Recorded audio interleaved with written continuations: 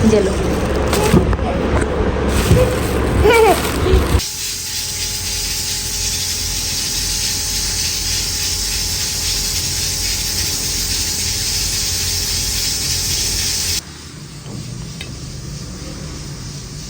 अस्सलाम वालेकुम।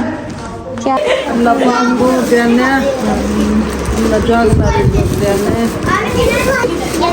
नहीं लेते, मेरा नहीं खाना।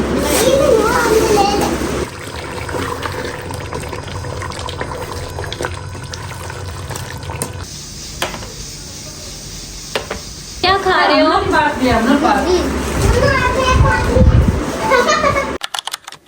अस्सलामुअलैकुम वरहमतुल्लाहि वबरकातुहू। कैसे हैं जी आप सब? आई होप आप सब ठीक ठाक होंगे।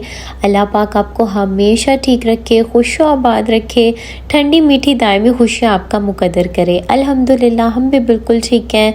And welcome back to another day and another vlog. तो जनाब ये व्लॉग स्टार्ट हो रहा है दोपहर 2 बजे से, यानी कि गर्मी की पीक का टाइम।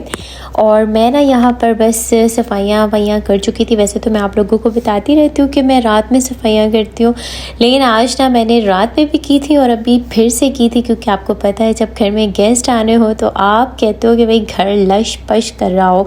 तो मैंने रात में भी सफाई की थी अपनी रूटीन के अकॉर्डिंगली, और अभी भी जो है ना मैंने सारी जो है वो कर ली सफाई शाही। दोपहर का ये जो टाइम है ना, इस टाइम नॉर्मली मैं पर्दे वगैरह नहीं हटाती क्योंकि सही धूप शूप होती है और सेक होता है, लेकिन आज मैंने सारे पर्दे जो है ना वो हटा दिए। मैंने कपड़े शपड़े धो दिए, पौधों को पानी दे दिया।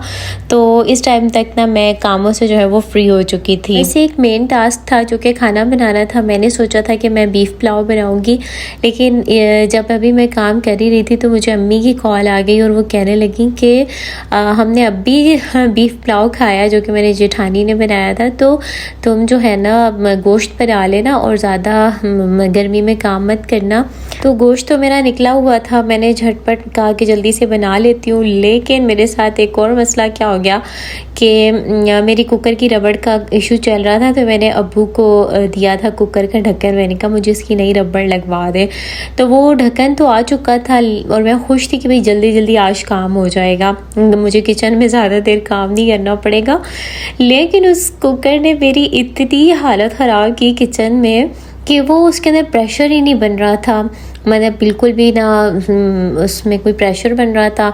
उल्टा ये कि साइड से उसकी गैस भी जो है ना वो निकल रही थी। बड़ी मिन्नत समाजत की मैंने कुकर की, लेकिन जब वो नहीं चला तो शुक्र है कि पहले वाली रबड़ भी मौजूद थी घर में, तो मैंने उसको लगाया और उसने भी ना मुझसे सही मिन्नतें करवाई, तब जाके जो है ना वो चला। खैर मैंने सबके साथ जब ये बात डिस्कस की तो मुझे अम्मी और भाभी लोग कह रहे थे कि कुकर को ना उसकी जो रबड़ है उस पर घी वगैरह लगा दें तो थोड़ी सी ना लूज़ हो जाएगी, फिर सही चलेगी। तो अब ये तरीका भी ट्राई करना है। अब लेट्स सी ये वर्क करता है कि नहीं, लेकिन ट्राई करूँगी इंशाअल्लाह। अगर आप लोगों को भी कोई ट्रिक पता है तो मुझे कमेंट में लाजमी बताना। और हाँ, मुझे कमेंट से याद आया कि मैं कमेंट पढ़ रही थी, कायनात का था गालिबन, कि आपने तो जवाब देना ही छोड़ दिया है। तो नहीं प्यारी, जवाब देना नहीं छोड़ा, बस मसरूफियात होती हैं बंदे की। आप सबके कमेंट्स रीड लाजमी करती हूँ और मुझे पता है कौन क्या कमेंट कर रहा है और किस तरह का कमेंट कर रहा है। तो सारों के कमेंट्स मैं देखती हूँ, पढ़ती हूँ, और बस ये है कि कभी टाइम की शॉर्टेज होती है, आंसर नहीं कर पाती, तो इस वजह से जो है ना कभी कभी रिप्लाई रह जाता है या फिर कभी कभी रिप्लाई लेट हो जाता है। लेकिन आप सब मुझे याद है, अपनी यूट्यूब फैमिली को मैं कैसे भूल सकती हूँ।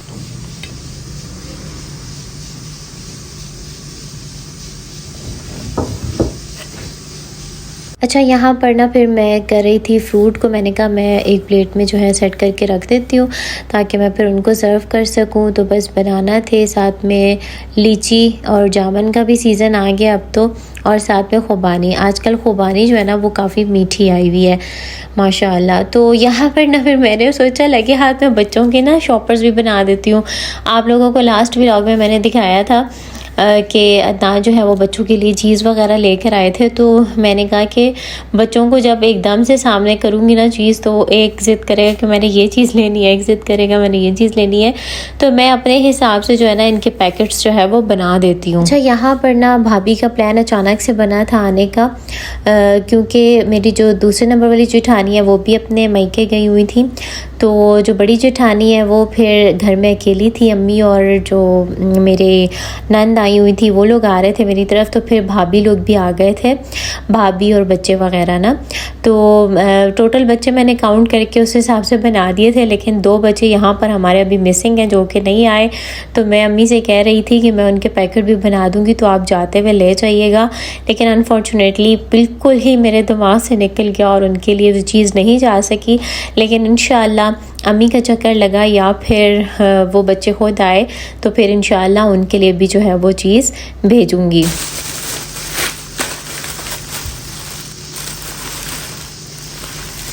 अच्छा, कितना ही अच्छा लगता है ना जब अल्लाह पाक के बारे में हम ये पढ़ते हैं कि अल्लाह पाक जो है वो उससे अगर ना मांगा जाए तो वो नाराज़ होता है, और अगर उससे मांगे तो वो बेइंतहा खुश होता है। और फिर अल्लाह पाक फरमाते हैं ना मफ़हूम है कि मुझे हया आती है कि मेरा बंदा मेरे सामने हाथ फैलाए और मैं उसके हाथ खाली लौटाऊँ। प्यारे आका ने तो यहाँ तक कहा कि जूती का तस्मा भी टूट जाए तो अल्लाह से मांगो।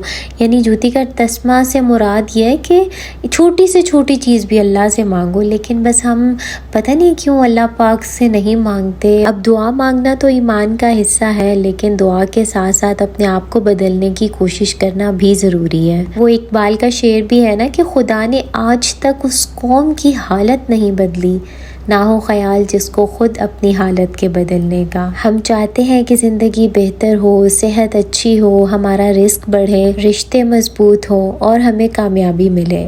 लेकिन हमें ये सोचना चाहिए कि क्या हम उन आदतों को अपने अंदर से ख़त्म करने में कामयाब हो रहे हैं जो हमें हमारा टारगेट अचीव करने में पीछे धकेल रही है। ज़िंदगी बड़े फ़ैसलों से कम और रोज़ाना की छोटी छोटी आदतों से ज़्यादा बदलती है। अल्लाह पाक इंसान की कोशिशों को कभी ज़ाया नहीं करते। इसीलिए सिर्फ अच्छी किस्मत की दुआ ना करें, बल्कि साथ ऐसी आदत भी अपनाएं जो अल्लाह की मदद और दायमी कामयाबी को आपकी तरफ खींच कर ले आए। लोग किस्मत बदलने की दुआ तो करते हैं, लेकिन आदत को बदलने से डरते हैं। लेकिन याद रखें कि किस्मत हमेशा अच्छी आदत के रास्ते में ही आती है ना कि नहीं।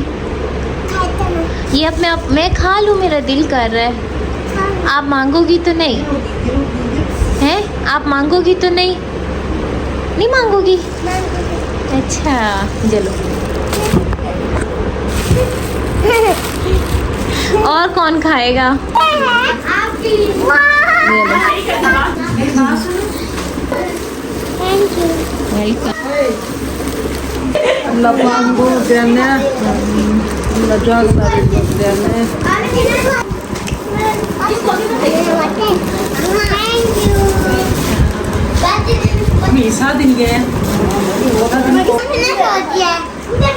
क्या खा रहे हो?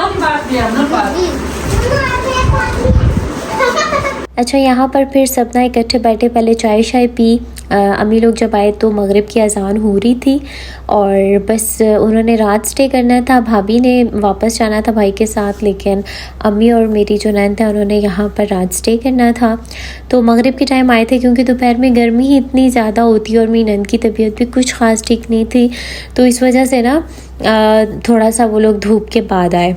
तो आते साथ मैंने फिर चाय शाय बनाई, फ्रूट वगैरह सर्व किया और फिर बस रात में खाना खाया। और खाना खाने के बाद गपशप करके भाभी जो है वो घर चली गई थी और अम्मी और मेरी नंद ने यहीं पर स्टे किया था। ये जो आप टाइम देख रहे हैं फजर का टाइम है और मैं नमाज़ वगैरह पढ़ने के बाद, यानी फजर के बाद का टाइम है, तो मैं यहाँ पे बाहर आकर बैठ गई थी। इतना प्यारा लगता है ना फजर का टाइम।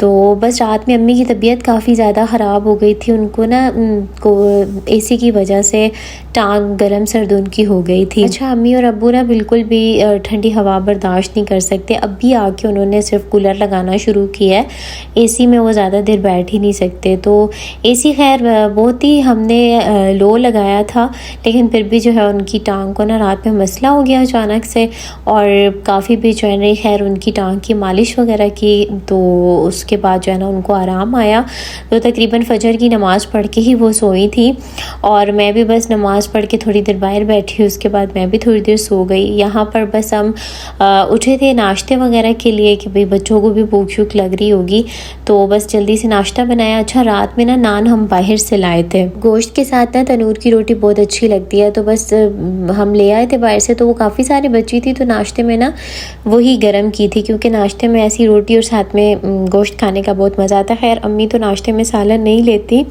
मेरी नंद भी थोड़ा बहुत ही लेती हैं, वो ज़्यादा चाय के साथ ही नाश्ता करती हैं। खैर बच्चे जो है वो उन्होंने गोश्त वगैरह खाया, कुछ ने अंडा शंडा खाया, साथ में बिस्किट्स ले आई थी, तो बस यहाँ पर नाश्ता किया हमने। और नाश्ते के बाद ना फिर अम्मी लोग चले गए थे वापस घर। उसके बाद मैंने भी कुछ टाइम रेस्ट किया, क्योंकि बहुत तेज़ धूप निकली हुई थी।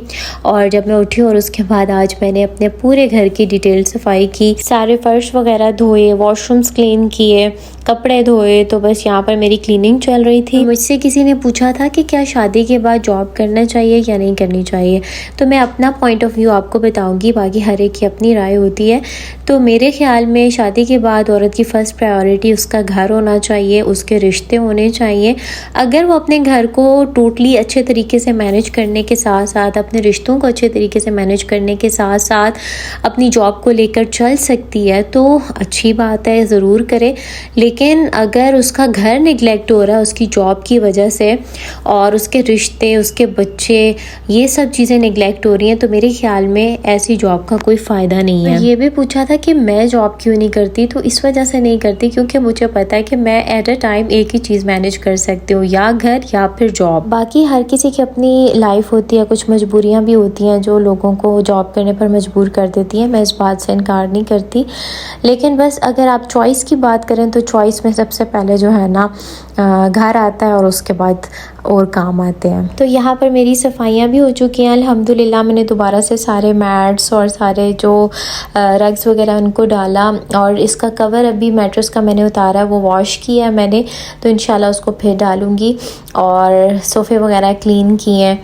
तो आई होप आपको आज की वीडियो भी पसंद आई होगी। तो वीडियो को लाइक लाजमी किया करें, और चैनल पर नए हैं तो चैनल को सब्सक्राइब लाजमी कर दें। अल्लाह हाफिज़।